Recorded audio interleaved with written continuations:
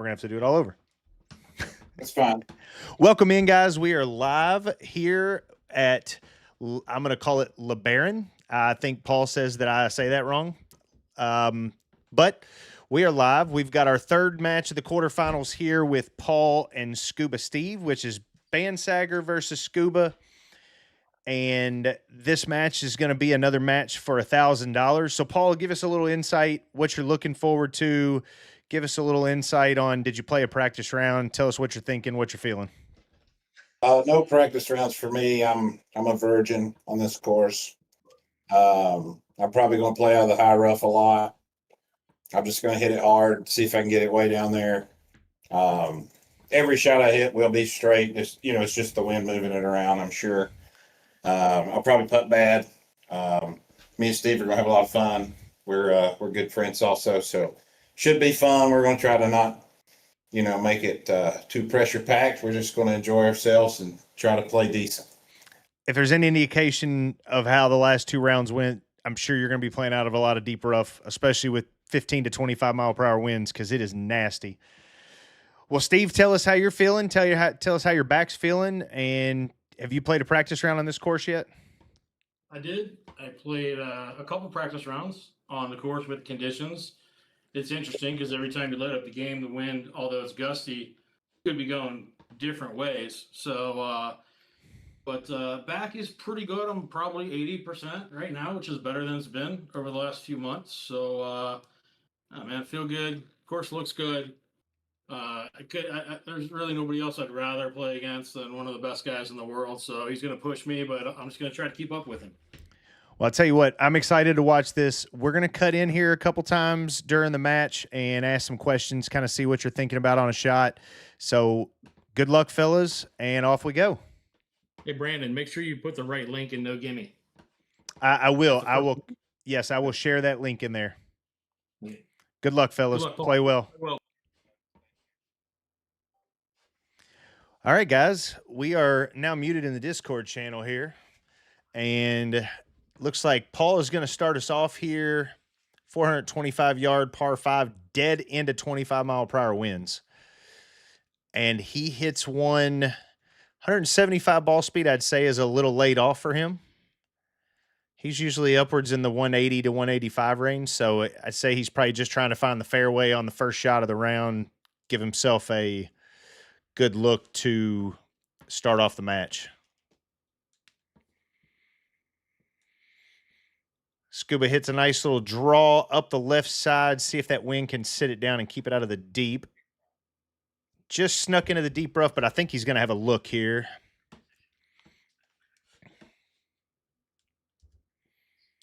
I can actually play around. I've got GS Pro pulled up myself here, and I'm actually spectating their match, which should hopefully be much better for both the feed, because it does make the quality look better, but also to be able to kind of get some ideas, see where their match stands at all times, and I can kind of keep track.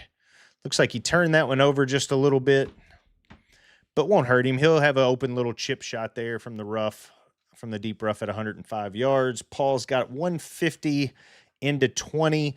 I would say he's probably going to try to carry this like 170 raw would be my guess. That'll probably knock it down to like 140, 145. Hopefully it'll kind of sit it down softly.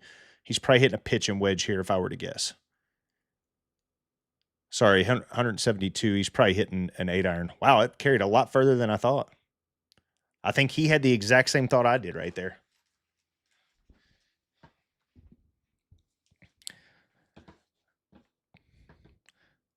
Bells, if there's one thing we know, Paul doesn't like confidence. So hearing him say anything about putting bad since he's been struggling is kind of funny. So I'm going to go ahead and pull up our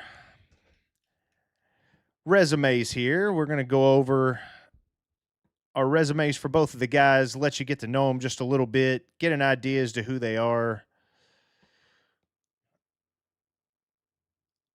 And that way we can get to know them as we watch them here. Let's see.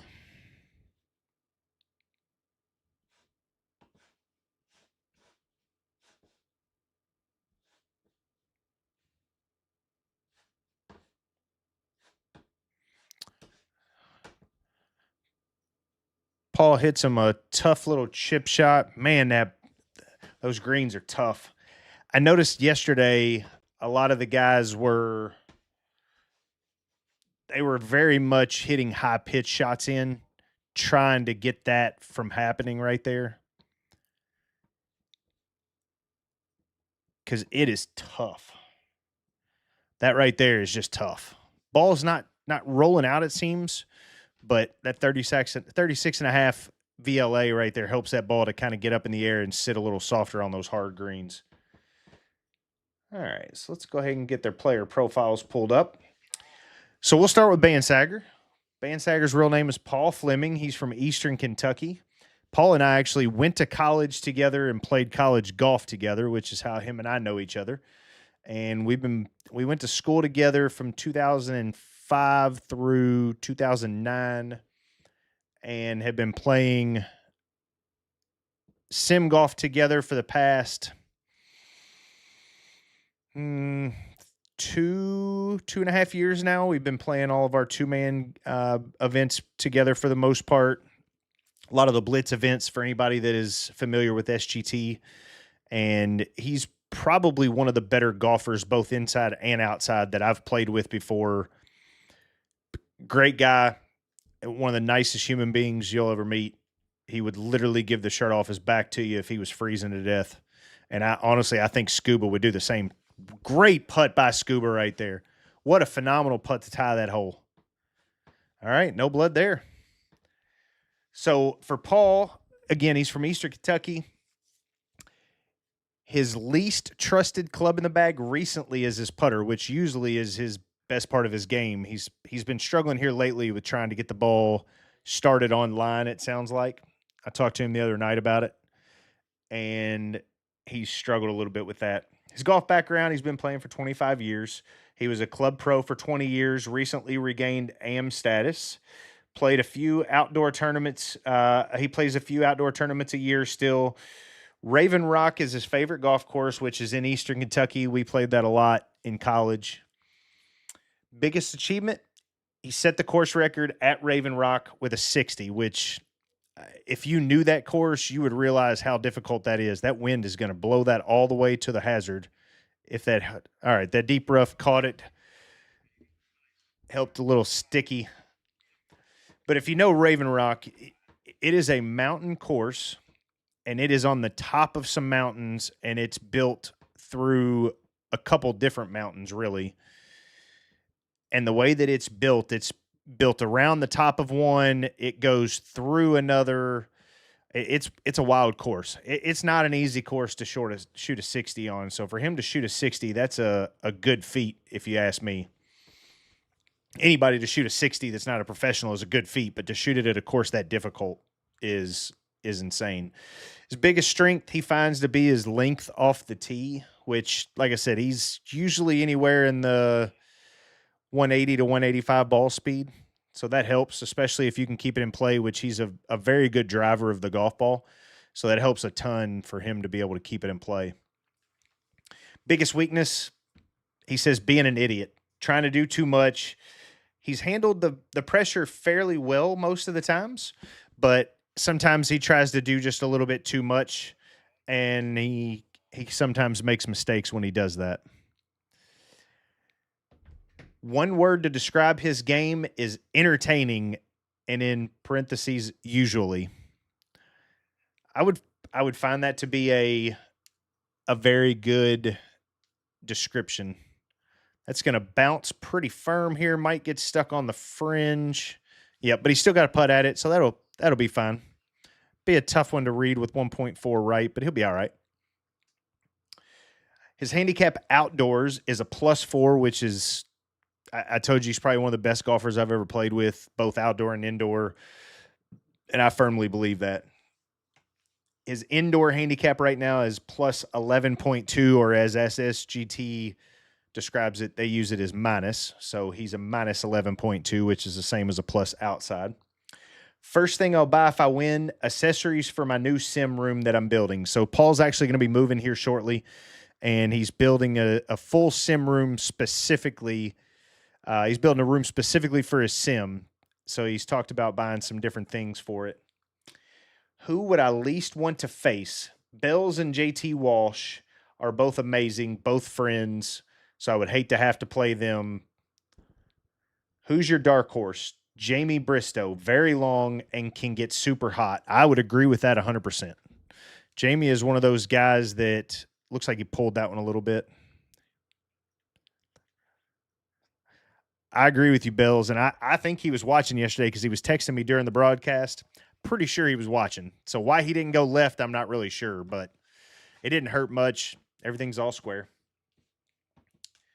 I would agree going back to his dark horse. I do think Jamie Bristow is probably one of the dark horses.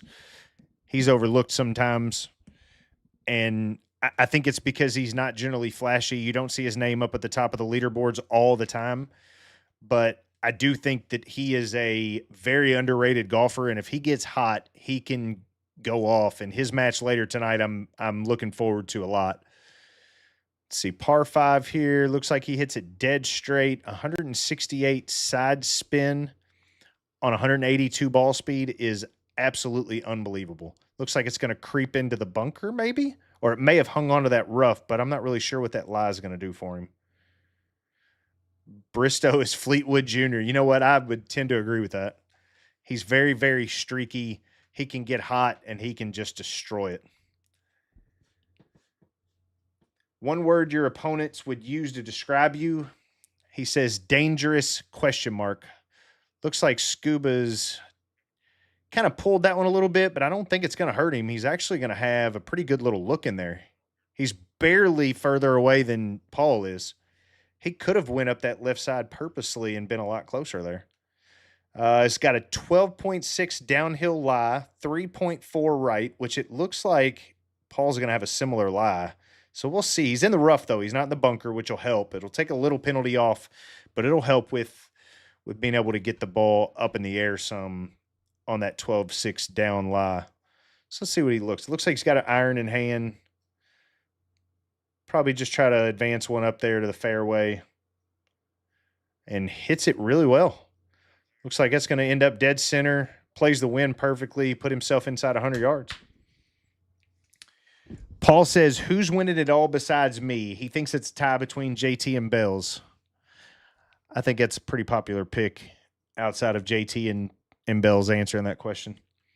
Any message for your first round opponent? Well, it's Scuba, and I love Scoob, so really I just want to have some fun with him.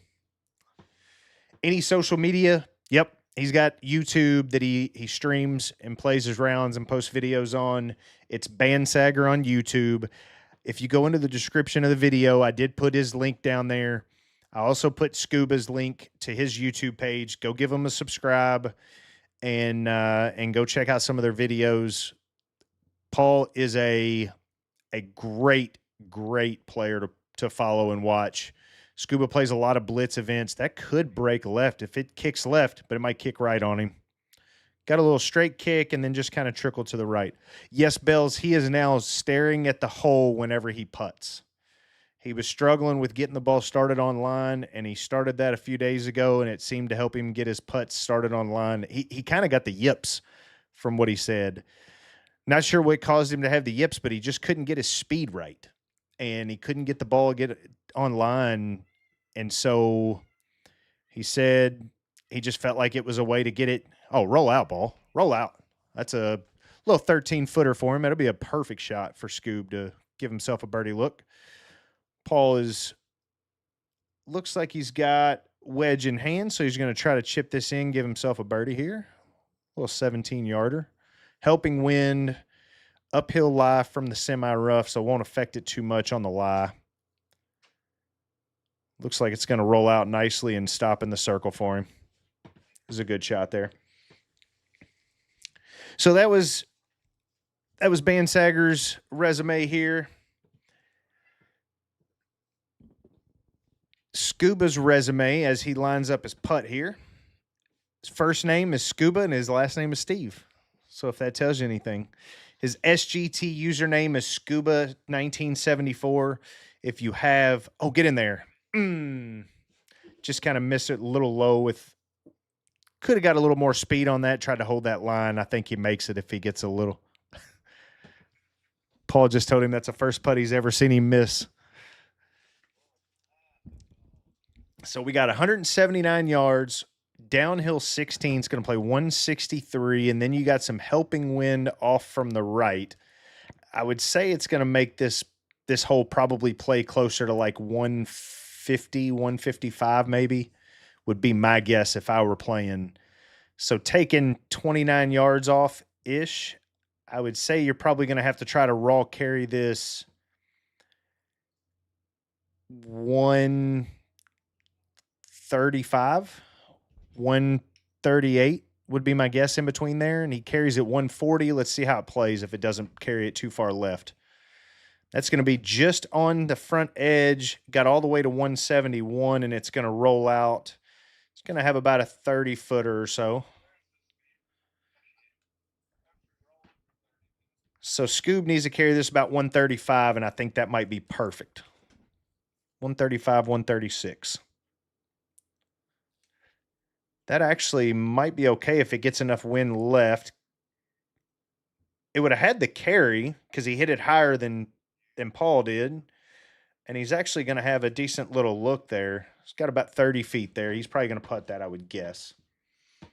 All right, so back to Scuba's resume here. Where's he from? He's from Ohio. I believe he's not very far outside Columbus, if I'm not mistaken. Playing equipment, driver, TaylorMade, AI. Let's see. I'm sorry. Callaway. He put TaylorMade, but that's a Callaway. AI Smoke Max with a Ventus Blue Velocor shaft. He's got no other woods and no hybrids in the bag. Plays a Strixon 2-iron. Plays Mura KM 700 irons, 4 through pitch and wedge. His wedges are a 50, 54, and 58. He has a Evan Roll Zero Torque Z1 putter. Favorite club in the bag, he says it depends on the day. I've seen him hit his driver as his best club. I've seen him hit his 2-iron as his best club, and I've seen him have his putter as his hottest club. So I think for him, it does kind of depend on the day. Is Scuba the best putter I've seen? I'll tell you what, he might be one of the best. I'd have to really think about it and think of all the guys that I've played with over the years. But I've never played with somebody. Him and I and Paul played in the no layup sharpshooter together. And he always played first just because Paul and I have a little more distance. And he's always putting first. And I swear there may be 3 to 4 holes that Paul and I putt a piece.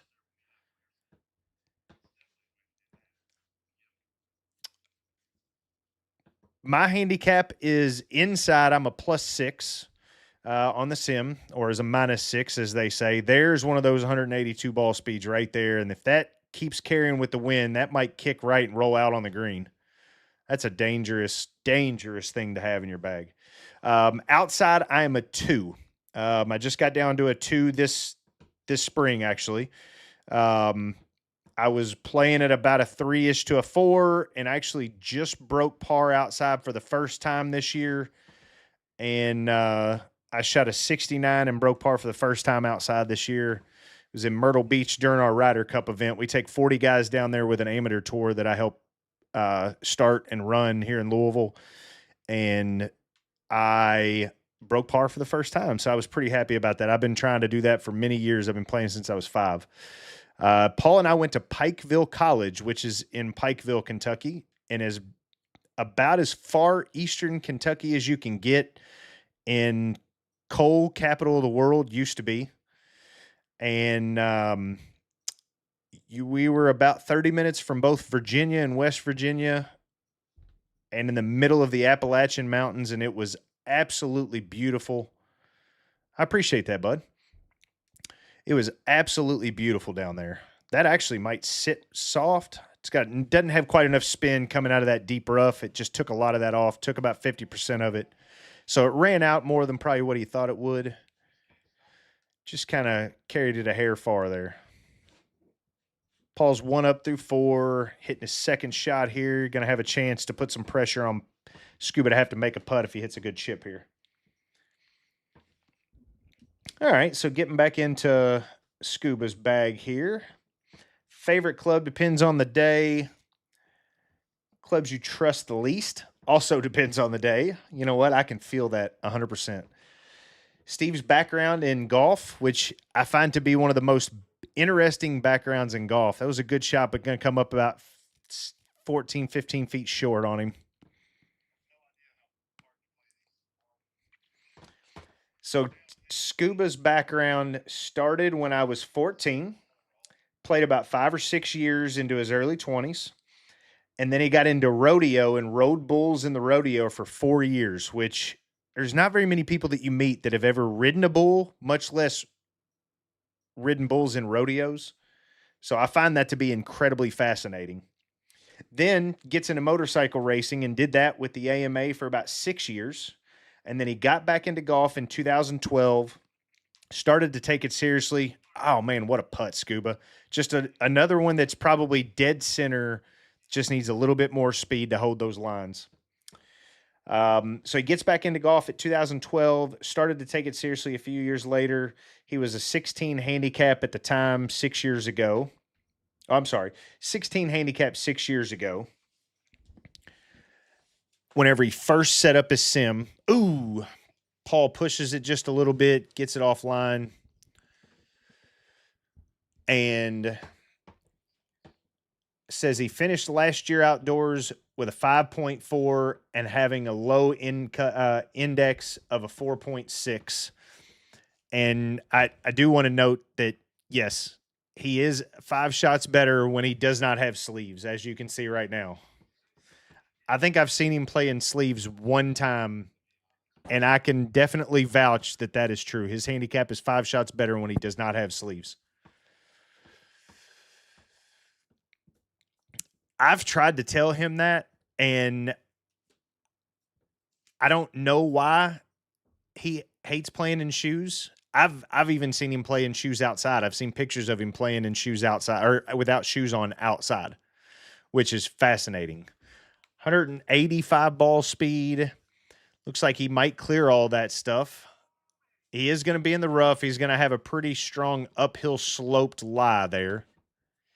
Hey, just so both of you guys know, there is no colliders on any of the benches and stuff.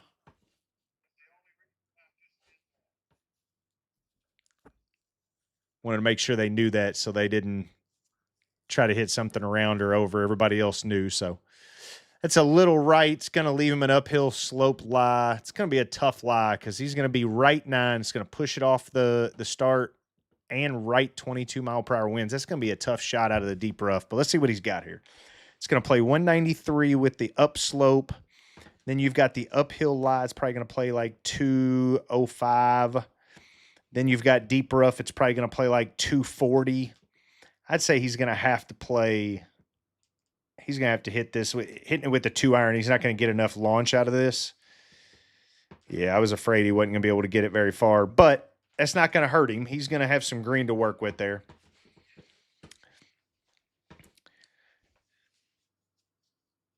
Amateur or pro for Scuba? Neither. He plays in some tournaments here and there, but he's pretty much just plays outside for fun, and then he plays online, plays a lot online. So I can only imagine what BandSagger's.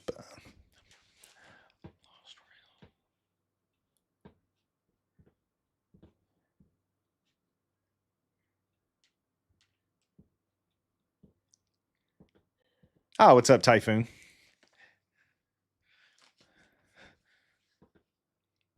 Second round.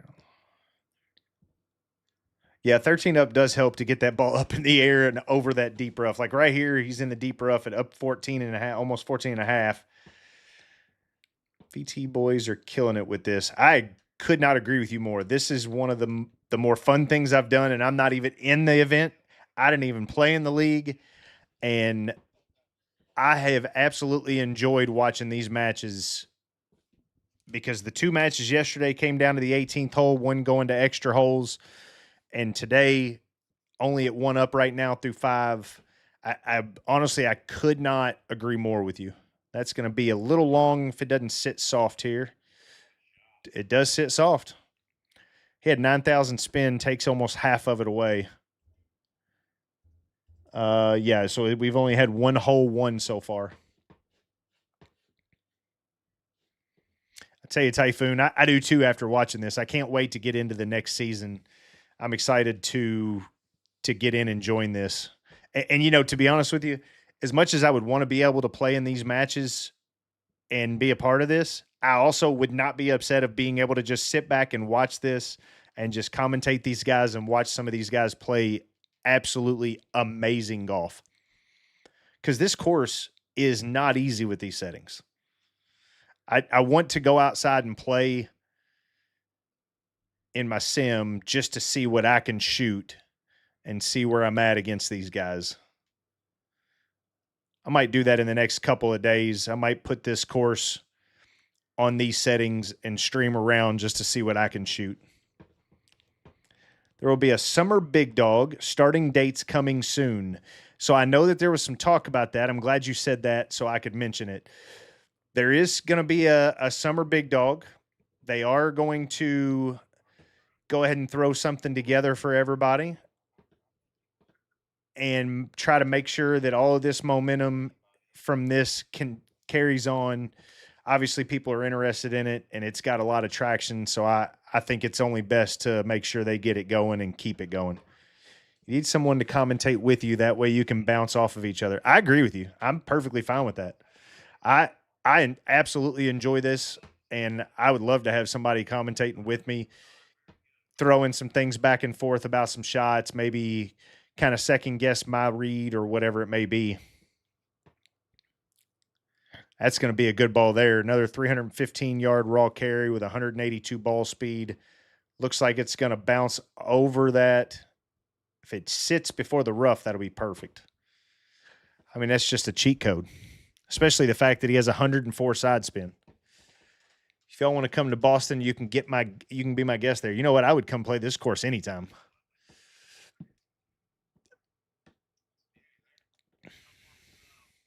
I'll play the Haven too. I'm supposed to go play Tobacco Road this coming next spring with our Ryder Cup trip. We normally go to Myrtle Beach for the week, and we usually play barefoot courses, 3 of them, and then we play one other one for our 4 days. And the one other one that we're going to play this upcoming year is going to be Tobacco Road. So all of us are going to meet in North Carolina, play the first day of the Ryder Cup in North Carolina at Tobacco Road, and then all of us are going to drive down to Myrtle Beach for the next 3 days.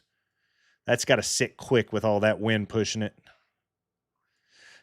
He likes to hit a draw, and hitting a draw with that helping wind just makes it tough. There's only – oh, really? It's only an hour from you? We'll find you another commentator. I think Adam and I are planning on hopping on. Danny with Optoma might make an appearance as well. You know what? I think that'd be great. Anybody that wants to hop on, you feel free to join with me. I'll be glad to have you. Well, I tell you what, if I end up going down a day or two early to try to play a practice round down there at Tobacco Road, that's got to sit quick. It might roll out a little on him. If I go down there for a practice round, I'll get with you, and if you're able to come down and play around with us, that'd be awesome.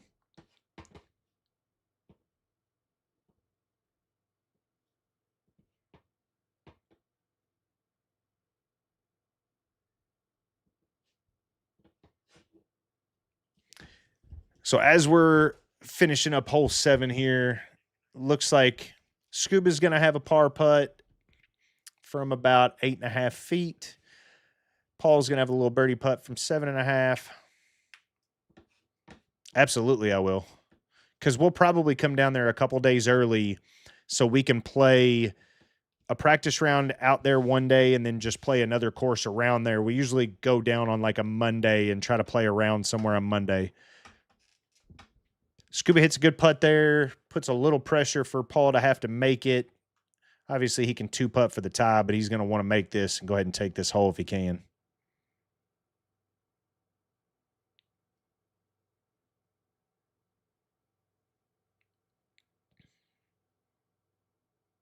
Hits it dead center. just tries to take some of that break out of it, plays it pretty quick there, and just tries to take some of that break out so he doesn't have to mess with it. All right, 20-mile-per-hour crosswinds here. Play Tot Hill Farm. It's a Strance course as well. I'll remember that. All right, 166. A little hurting wind from left to right, but not a ton of hurt. You know, I don't think you're the first person that's told me that, actually. I can't remember who else said that. Actually, you know what? I saw he pulled that, but that wind might hold it up, but it's going to kind of knock it down in the bunker there. I saw a TikTok video this morning of a guy asking for people not to gatekeep the secrets in North Carolina. And Tot Hill was one of the courses that somebody commented on, saying it was one of the hidden secrets of North Carolina. So back to what I was saying there before we finish that 7th hole. I do want to make sure I mention the sponsors, because without them, this doesn't happen. We've got some absolutely incredible sponsors with both Virtual Tee Sim Golf as well as Optoma projectors. With the payouts to this, you had $11,500 paid out across the 2 sessions as well as these finals. And if anybody's played anything sim golf related, you know that that's some of the best that's out there. There are always big tournaments that you can play in, but you very rarely ever come into a situation where you're going to be able to play for that much money. And in a situation where you play for that much money, you have $600 being paid out to first place for each session in gross. It makes you speechless when you really think about it. And being able to play for that much money, and then on top of that, going into a quarterfinals match play with 8 guys where you're playing for $1,000 if you win the match. And then going into the semis, if you win that match, you win another $1,000, and then the $1,000 to the winner of the event. There's not very many. He hits that downslope right there and just kind of shot him forward. There's not a lot of situations where you're going to be able to play for that much money, especially in an amateur setting like this. And to be fair, I mean, a lot of these guys are phenomenal golfers. They're not just your average amateur, but to be able to play for that much money, it wouldn't have happened without the 2 sponsors that have sponsored this big dog league with both Virtual Tee Sim Golf and Optoma projectors, which, again, I talked about it yesterday. I'm looking at upgrading my sim. I'm looking at redoing everything, rebuilding the enclosure and everything. And there's no other place that I would go to besides Virtual Tee Sim Golf. And then when it comes to my projector, I've got a 1080p. I've got an Optoma projector now. I'm looking at upgrading it to a 4K. I've heard that it's one of the best that's on the market is a 4K Optoma. I've loved my 1080p from them. I need to get some more light in my sim because I've got too much ambient lighting. So I need to get some higher lumens so that way I can get some stronger lights on there. Make it a little brighter for myself. You can kind of see how Paul's looks a little washed out sometimes from all that light. That's the way mine looks. And sometimes it makes it tough to see.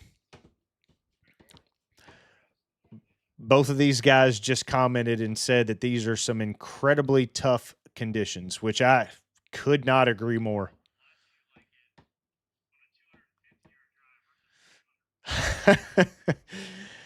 So BandSagger said that it's incredibly tough conditions, and Paul just says, or I mean, Scuba just says, you know, I think it'd be really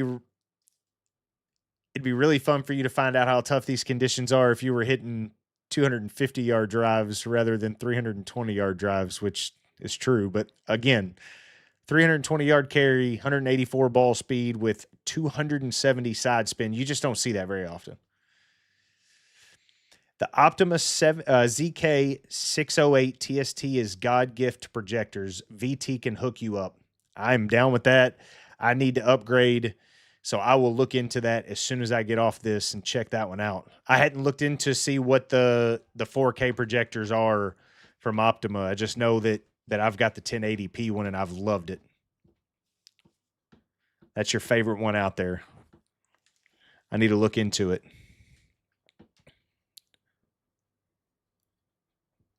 When I rebuild my sim, it'll be a little darker because I'm going to have a bigger enclosure. So it'll enclose some of that light out of there. And I'm going to have my spotlight. So it makes it a little easier to be able to see because I'll be able to keep a lot of that ambient light out of there. But having anything brighter is just only going to help make that for 6K. It better be. Well, I know 6K exists, but is there really, like, some things can't even handle 6K, right? Like as far as computers and stuff go. So I know there's 4K on GS Pro, but do they have higher than 4K resolution? For mine, whenever I'm on my regular monitors, I can pull up 3440 or whatever the numbers are. It's by 1440. I'm trying to remember the higher numbers. 6K cost. Never mind. My mistake.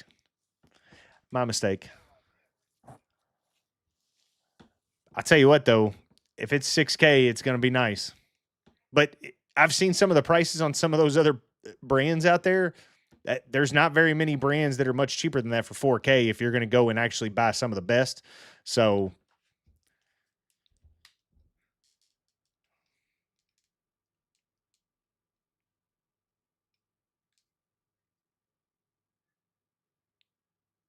hits it a little low there. It's got to sit quick. Didn't have a lot of spin coming out of the rough.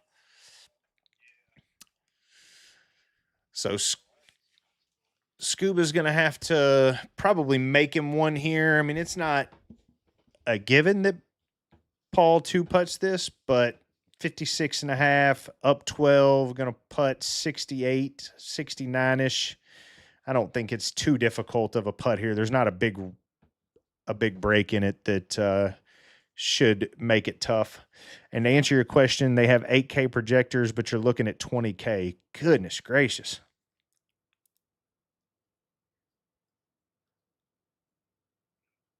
Oh, see what? Oh, almost makes it. That'd have been a great eagle. That would have been an absolutely phenomenal eagle. So Scoob can make this tie the hole and keep himself at 3 down. Otherwise, he's going to go 4 down through the front 9. Run out ball. Run out ball. Ooh, what a great shot. All right, so we're going to cut him off here. We're going to talk to him for a second. All right, guys, if y'all don't mind, I'm going to ask you a couple questions here. So we're through 9. Heat map. Oh, I got to unmute myself. Hey, guys, if you don't mind, I'm going to cut in. I'm going to ask you a couple questions. Yeah. So number 1, Paul, tell me what you think of this course. Hey, It's tough, isn't it? yeah, like I said, I'm just going to try to hit it hard and play out the deep rough, and I've done that. So it's really that Bryson mentality from the U.S. Open, what, 10 years ago, 8 years ago, whatever it was? Yeah, I'm just, a little more bald and a lot less talented. So just a little. I mean, a hair. And you play with no shoes, which gives you an advantage. So makes sense. It's definitely a speed advantage. I did catch your fun little comment there, Scuba, saying if Paul had to hit from 250-yard drives, it would make it even more challenging for him. I liked that one. I mean, I'm not wrong. No, you're not. So what do you think you got to do here on the back 9 to be able to get yourself back in this, being 4 down after 9? Yeah, I just got to start making some birdies. I'm just making, I'm missing some shots, not putting myself in good position. I need to get a little bit better off the tee.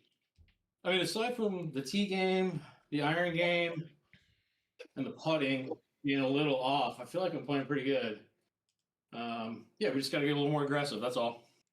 We got 9 more holes. There's plenty of time to catch up. Typhoon says to slow down. All right. All right, guys, play well on this back 9. Thank you. I will say this is the first time one of the matches have gotten drastically all the time, more than one it's a up different direction throughout the I've entire never match. seen it do that. I see it like change in intensity, but I do not see it change in direction often. I was going to let him kind of talk this shot out here.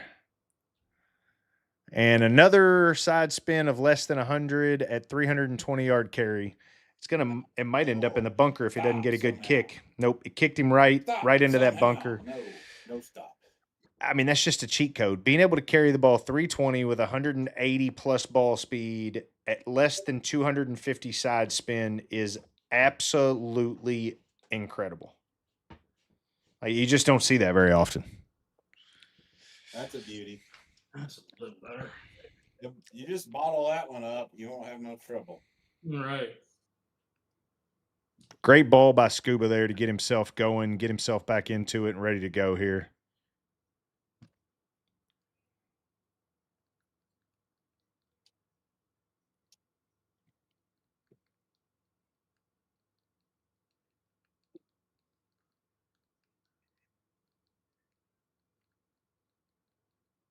Ah, that fat. Here you go. It's okay. It's a decent spot. Yeah. Yep. 5 down. I don't love that.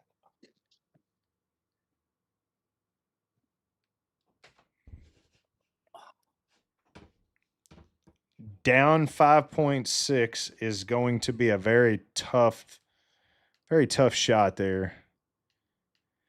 He's going to have to play in 170 yards into the wind. He's probably going to have to play this 100, probably 205. Hits at 200 with a pull draw. That's going into the other bunker, it looks like. And he's going to short side himself on firm greens. He did listen. You're right. 184 is insane. I've hit over 180 a couple times. I've been in the 181 and 182 range, but I've never been above that.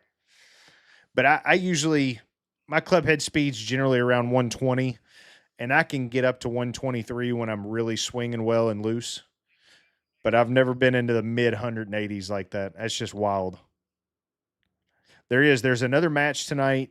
Jamie Bristow and Cole Stevenson are playing this evening right after this one, if I'm not mistaken.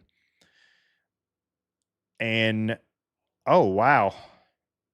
That had to have hit a slope right there. You know what? We can actually hit heat map. That's why I wanted to be able to go into this. So, yeah, so there's a slope right there. It caught that slope with 9,700 spin. Yep. They're actually talking about that right now. Caught that downhill slope with 9,700 spin. There's just nowhere else for that ball to go. It's got to go backwards.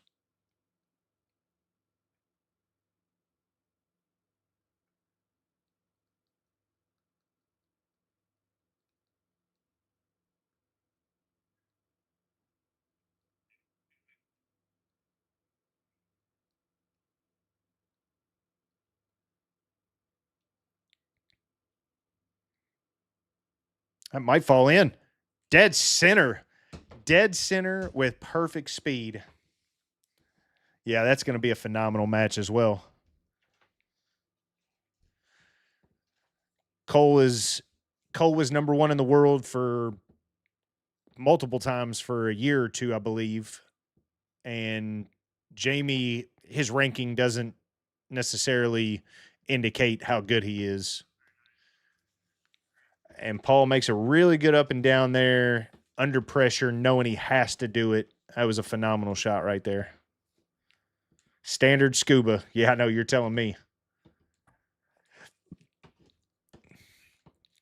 I think to answer your question from earlier, Bells, yes, Scuba's probably one of the best putters I've seen in this game.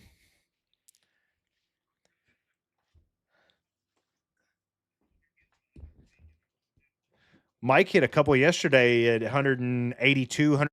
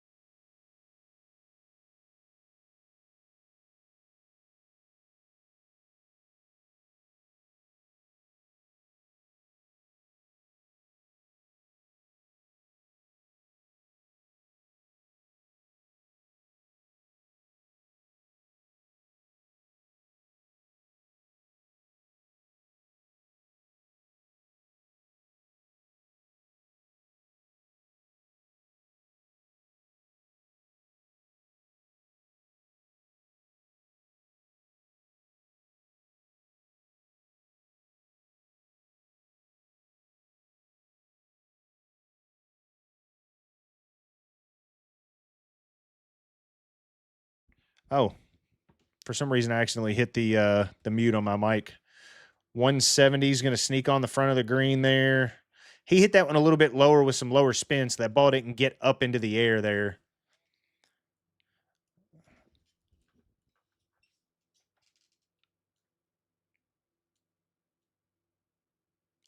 Yeah, that was a phenomenal shot by Scuba there. Now he's going to be able to put some pressure on Paul to have to hit a great chip here from the bunker, get himself up and down, and try to guarantee himself a par. And then make Scuba make the putt. And that's really what Paul's going to have to do. Paul's going to have to make some pars and make Scuba make birdies on this back nine to beat him. And that's going to be firm, hits the stick and bounces out. That was a good shot there. I will say I think they fixed the flag stick physics, because used to that ball would have bounced 10, 15 feet away, maybe more, and it would have bounced off like a rocket. Looks like Scoob is wanting to aim this a little more than halfway to the gimme circle here. And I like that read a lot. Pulls at 0.4, but also kind of hit it a little firm. I think he likes to hit the ball about a foot past the hole, so that's probably the right speed he wanted to hit. Just kind of overread it looks like.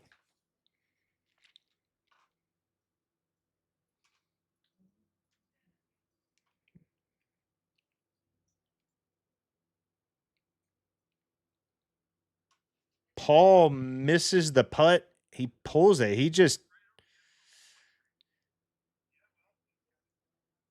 He had to have,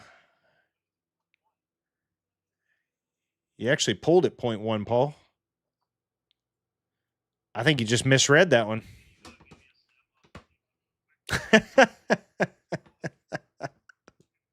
Scuba just told Paul to take a step off his tee box. That could be the momentum that Scoob needs right there. Paul misses a putt from 6.5 feet, and Scuba steps up, absolutely smacks one, but it may struggle to get over the water. Ooh. Man, he hit that one good, too. That was on a great line. Hit it great. Just didn't quite get it all the way there.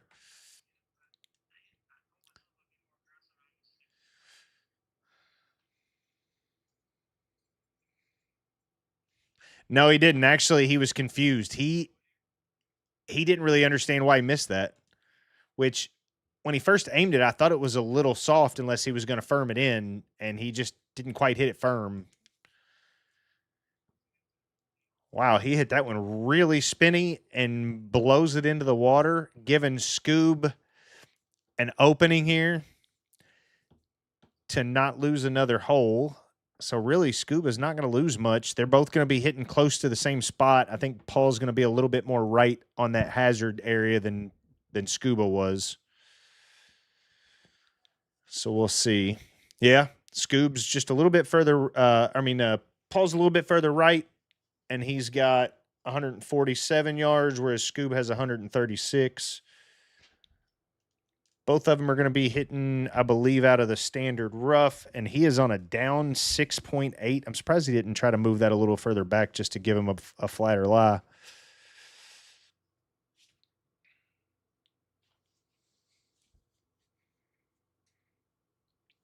See what he can do here to try to put some pressure on Scoob. If he hits this one close, it'd be a phenomenal shot into 15-mile-per-hour winds. That might be really good. It's going to roll out to the right just a hair. End up inside 15 feet there. Yeah, that was a phenomenal shot. All right, Scoob's got a much flatter lie here. Down 1.4, right 1.5. He's got a little more crosswinds than into it. It's kind of shifting just a hair on him, but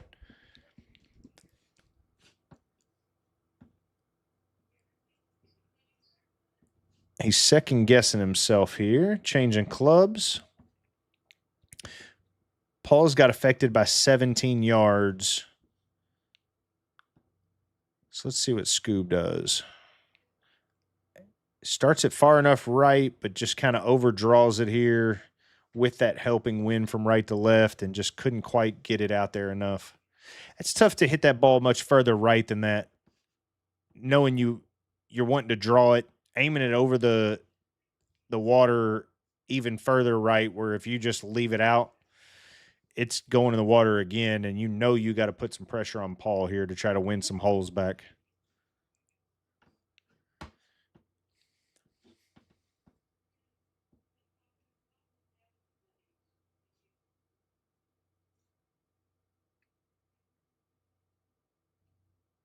Hits a great chip shot to about 6 feet there. Paul's got a little 13-footer, probably going to play closer to 16 feet here. I would say aim-wise, he's probably going to aim this, if I were to guess, probably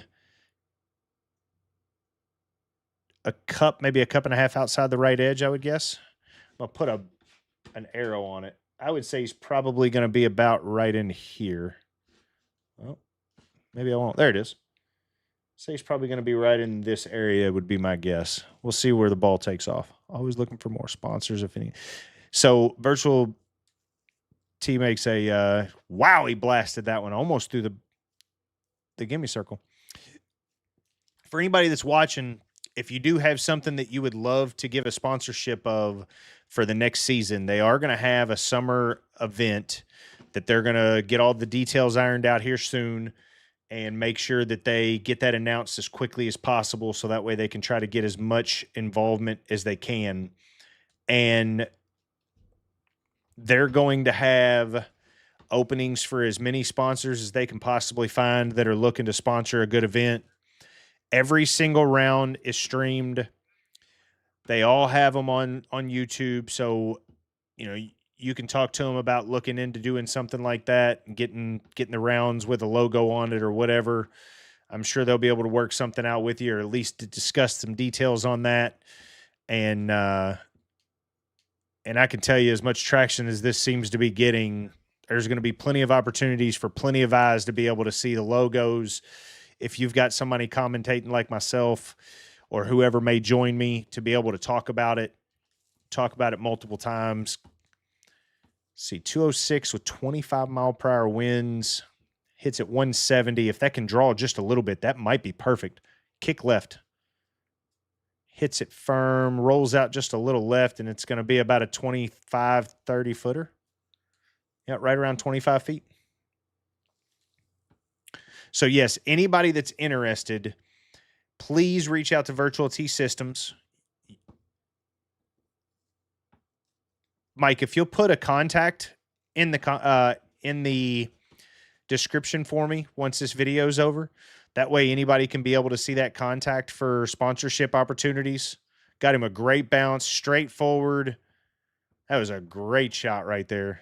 Dead center of the circle. That's perfect. Yeah, that puts some pressure on Scuba here. Being 3 down, he's got to make this and not get back to 4 down with only 5 to go.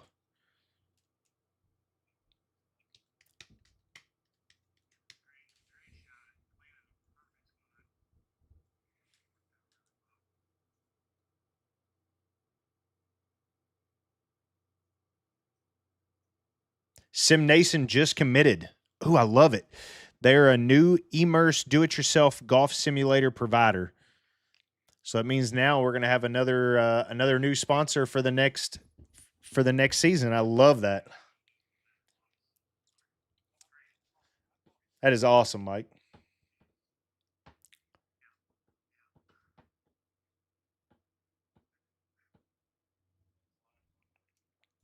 So we are 4 down for Scuba with 5 to play. He's not quite dormy yet, but he does have to win a couple holes here quickly to be able to get back into the match.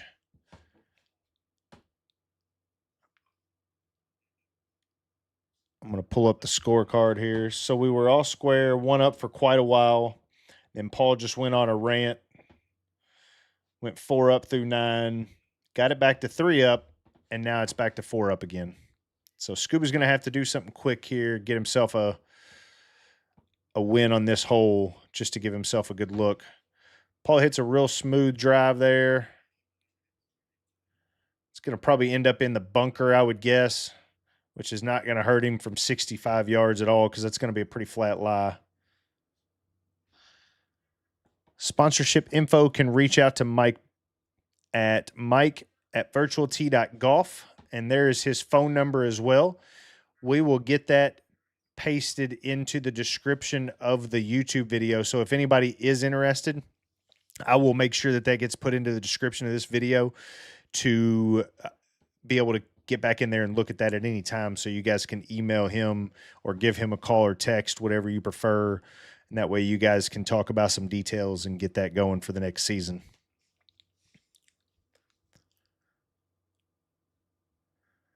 Scoob's got to put him one close here. Sim Nation is the best nation.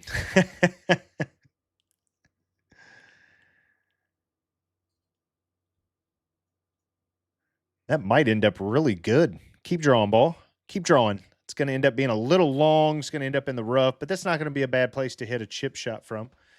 He's got plenty of green to work with and be able to run one up to the hole.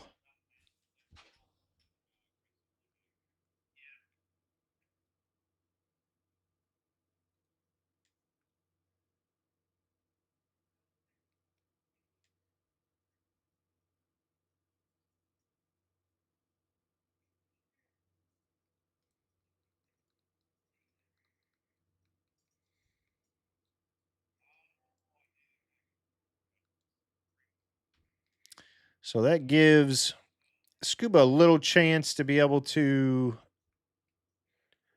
try to run one in here and win a hole.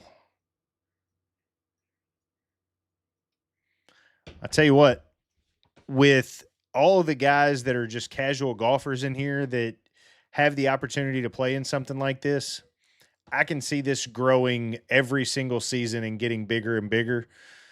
And it's only going to be best if you're on the board and sponsoring this event from the ground.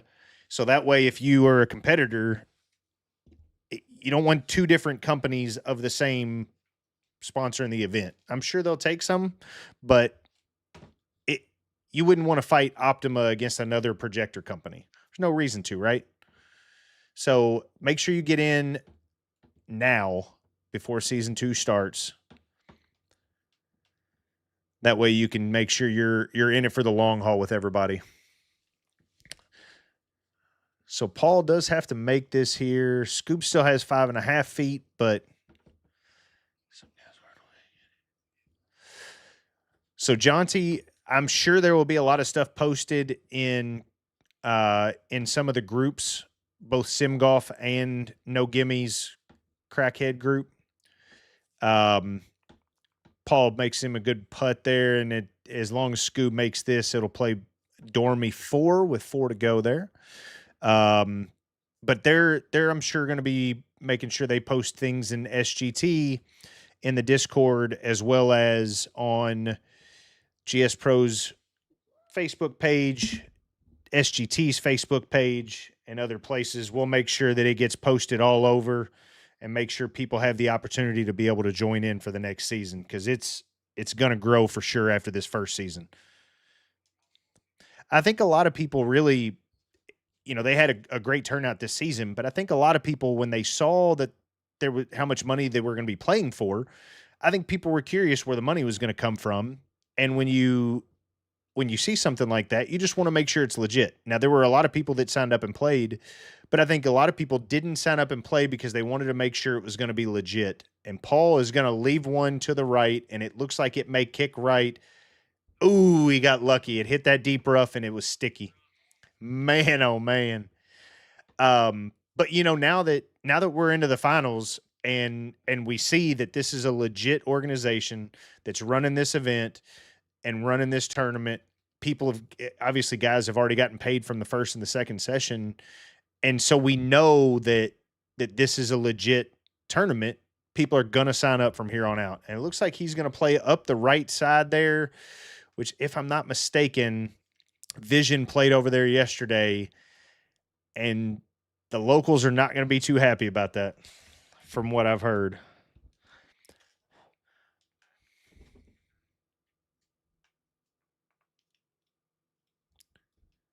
Let's see. Let's look at this green here. Little back to front slope. Not the one right in front of us, but the one at the top of the mini map there. Back to front sloped. Looks like it's pretty extreme around the edges, going inwards towards the green and towards the pin. So he's got a tough angle here. Into the wind will help him to kind of sit this ball down. But he's got to play this left of the hole to try to make sure it stays on the green and let that wind kind of bring it back into the hole here.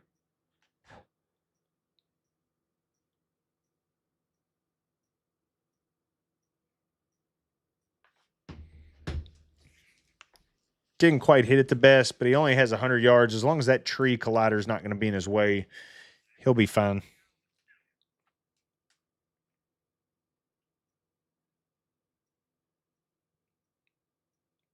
Paul's got 230 yards on a little short downhill slope here. Got an iron in hand. I'm sure I would be surprised if he's going. Yeah, I was going to say, I would be surprised if he was going after the green there. There'd been no reason for him to go after it. It hit at 190, only went 130. There's no reason or no world where he's going to hit that and try to clear that 205 yards. Lay it up, put yourself at 140 yards, be smart. You're dorming 4. You don't have to win the hole. You just have to tie it to win. So that's a smart play right there.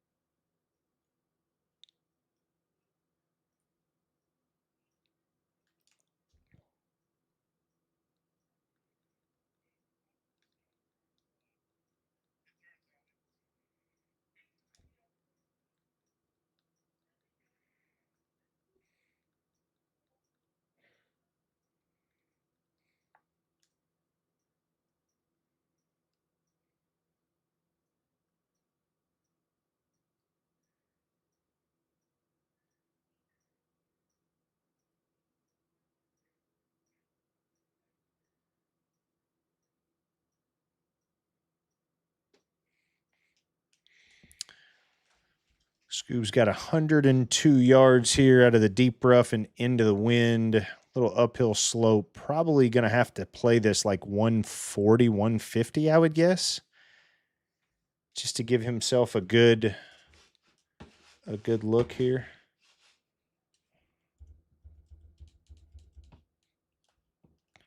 Plays at 130 and may end up being all right. I would have played that way too far. So that was where that slope from the back to the front and everything kind of going inwards helps to get that ball a little closer to the hole there. So puts a little pressure on BandSagger to have to make a putt here.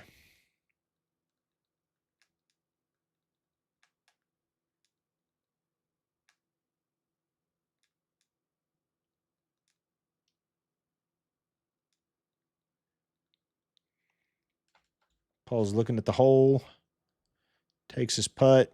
Looks like it's on a pretty good line, but it's going to end up just a hair right and short. So Scuba's got to make this, and if he does, the match continues, and he's got a really good look at it. I can tell you that much.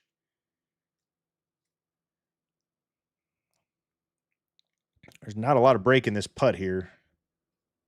And with Scoob's reading ability, as long as he hits a good putt, he can make this all day, every day.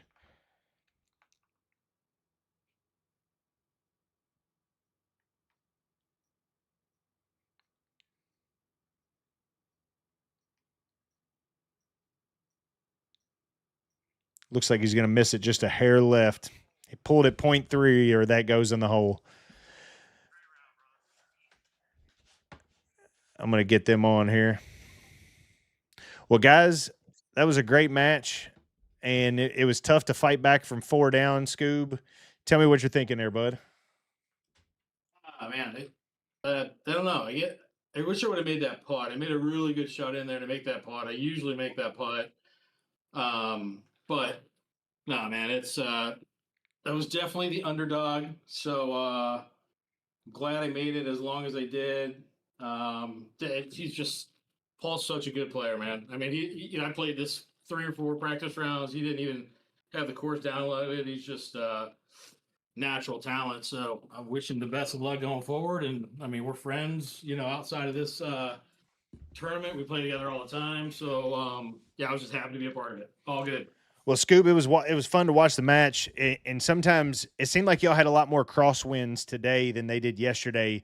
And with yours hitting a draw with helping right to left wind, it just makes it really tough to read how far that wind's going to bring it. And it seemed like there was a couple times where you hit great shots and the wind just carried it further and further, and it just missed left a couple times. And it's tough. That wind is tough. Yeah, I like the conditions. It makes you think, you know. I've played in gusty wind a few times. I've just never seen it change. I've never noticed. Maybe it does, but like, you know, it's dead into you. I go back to grab a club, and by the time I come up and get set to the ball, now it's kind of going cross. So it definitely has an element, along with the hard greens and hard fairways, that I mean, it's you really got to think about what shots you want to make and really where your miss is. And I did a poor job of that. I should have chose better miss points. I found myself off the green a lot, chipping. But yeah, man, hey, it is what it is.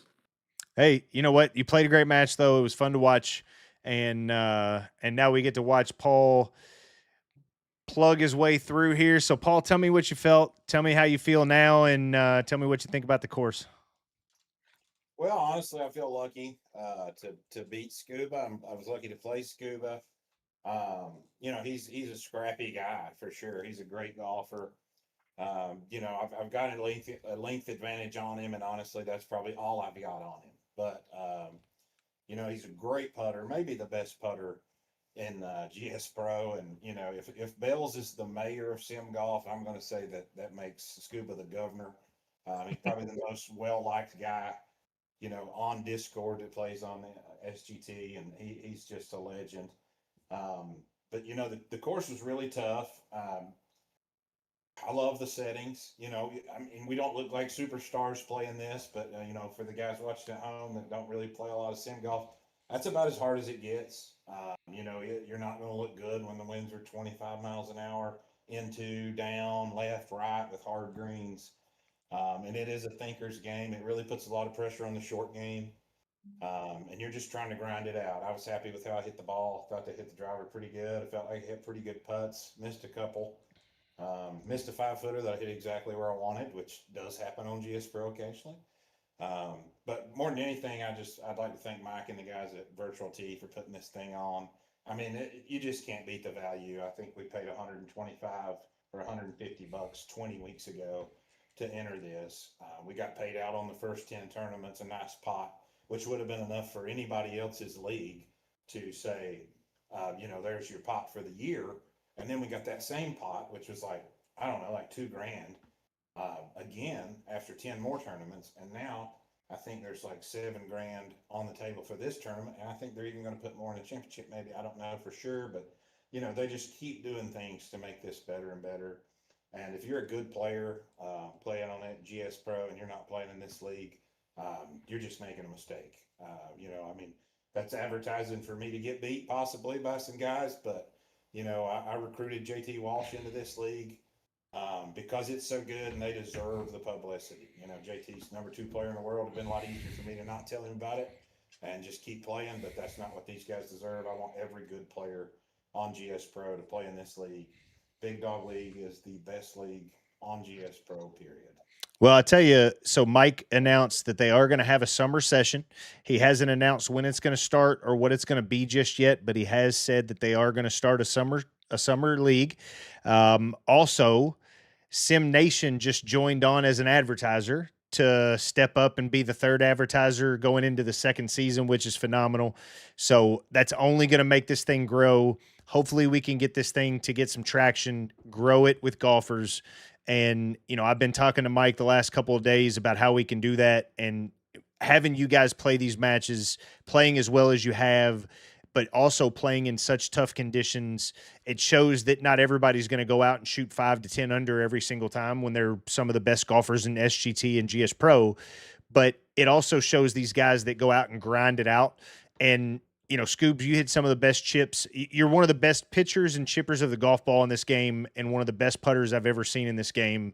And I think it's hands down, is not even close. And I find it fun to watch, especially when we're playing together, because then you're my partner. But it's incredible. I love what they're doing with this, and I talked about this during the broadcast about how amazing it is to have somebody that is trying to grow this game outside of outside golf.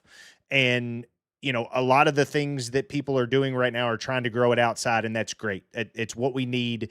But also, sim golf has gotten so big in the last 5 to 6 years since COVID hit, and people couldn't go outside and play in some states.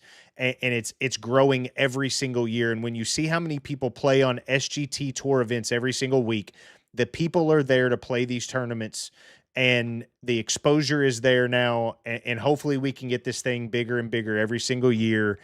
And they told me earlier how much they're wanting to get the pot to next season, and I can tell you right now, if it's as much as they say, it's going to grow this thing.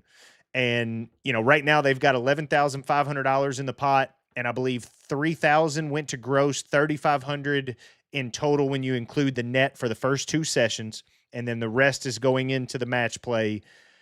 It's incredible. It's a blast to be a part of this, and I'm glad I'm able to. It was a blast to watch you guys play today. Join us for the next one with Jamie and Cole Stevenson. They are going to be playing here shortly, and that is definitely going to be a phenomenal one to watch. You don't want to miss that. Guys, thank you, guys. One more thing, if that's okay. Yeah, sure. Go ahead. I'm going to give my wife a shout out for watching my kid while I play sim golf. I think that's pretty awesome. And happy birthday to my sister, Esther Tucker, today. And also, special announcement.